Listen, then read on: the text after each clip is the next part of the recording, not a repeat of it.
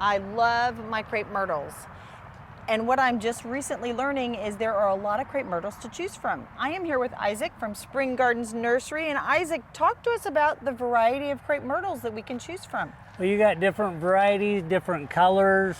This one is Muskogee, kind of a lavender. Okay. And then behind you, we have these white lightning where it's more of a maroon leaf. This one's really nice because it blooms white. Ooh. So you have that nice contrast of the white and the maroon leaves. Okay. And then over here, we also have more of a shrub variety of a crepe myrtle. Okay. And this is a dynamite, a very small crepe myrtle. You know, maturity 8 to 10 feet. It's got, you know, kind of the maroon tips. Yes. And it blooms a dark red. So if you like more of the compact shrub crepe myrtles, or if you like the larger crepe myrtles, we've got green leaf, we've got maroon leaf, we've got white, pink, red, lavender. All sorts of variety of crepe myrtles. All sorts of varieties of crepe myrtles. Now, we see crepe myrtles all over Houston. Yes. And people sometimes mistreat their crepe myrtles. Just tell me what time of year I'm supposed to trim those if I'm a trimming of crepe myrtles. The best time to trim or prune the crepe myrtles is when they're dormant, and that's in wintertime, when they're not actively growing. Okay, but just the tips. Just the tips, and what you want to do is kind of thin it out a little bit. You don't want a lot of crossing branches, because that can weaken the union, and then if you get wind, you can have breakage. So you just want to clean it out a little bit. And this is actually a good sign. We got a ladybug on there. That's a great sign because ladybugs eat a lot of harmful insects. One of the insects that you want to watch for on the crepe myrtles is aphids. Okay. Aphids will come out, and on the new tender growth, they have like a piercing mouth part, so they'll pierce it and they'll suck the nutrients that they want. And then what happens if they're on there for a while, they'll secrete a substance called honeydew, and it's very sweet. And what happens is it gets on the trunk and it becomes very black, like this crepe myrtle behind us. This is called black sooty mold. Oh my.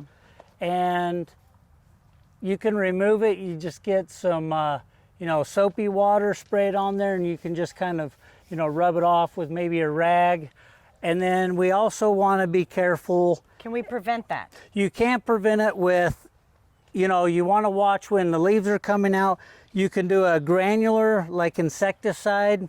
We at Spring Gardens have a great product. It's a fertilizer mixed with an insecticide. Okay. And it's systemic. That means the plant will take it up and it will act like as a shield to protect it against insects. And you can also, in the cooler time, you can spray like a horticulture or a neem oil just when the leaves are coming out, and that'll help control any insect infestations. But in general, our crepe myrtles are pretty hardy in this part of the country. Crepe myrtles are pretty hardy. I mean, it's kind of hard to kill them. They're very resilient. We can walk over here, and we can look at one that is very resilient. It kind of got beat up by the freeze, as a lot of plants did, and you can see where some of the trunks died back, but it was still alive from the roots. So always be aware if you see something that's dead, you want to do a scratch test. Yeah. You want to start from the top and work your way down, scratch. If you see brown, it's dead.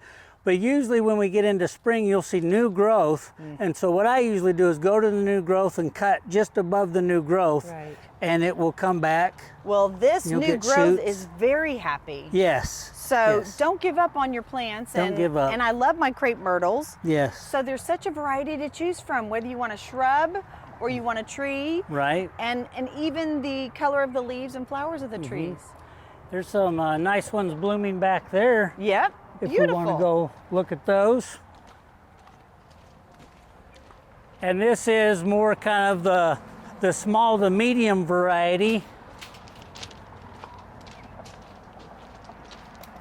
Beautiful. This variety is called Zuni. What is it called again? Zuni. Zuni. And it's kind of a lavender. And how tall is this going to get? This is going to get, you know, about 8 to 10 feet. Okay.